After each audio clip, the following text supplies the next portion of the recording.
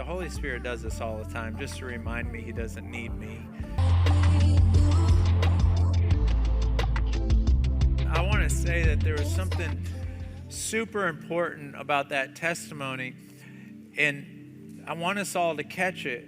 Is she said, I came barreling out of my seat. I was pushing people out of the way to come down to the front. And just so you know, when someone comes out of their seat and I pray for them at the front, they don't get embarrassed. They just come out. They stand right here at the front. And then when the service is over, I turn off my microphone. I walk down there and I pray for them. That's it. But sometimes there's people that say, Frankie, I know you're talking about me, but I'm not coming out of my seat. And I just want to say, for those people, I have no idea what the end of the story looks like because I'm not there.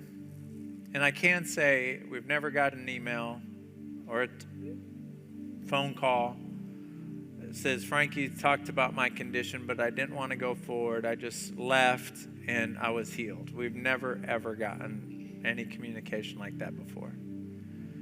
What I can tell you is when people come down, like what she did, their faith is so high that many times they're getting healed before they get to the front. And then I'm standing in front of them and they're laughing and I'm like, let me guess.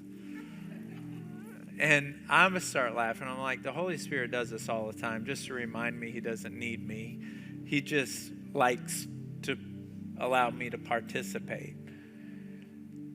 So I'm going to share a few thoughts that I feel like the Lord wants me to pray for, a condition that the Lord wants me to pray for. And I love going for healing, and this is a word of knowledge where I feel like the Lord tells me who he wants me to pray for. Because if no one in this room raises their hand and says, you're talking to me, that means the Lord was not talking to me. I thought he was talking to me, but I was talking to myself.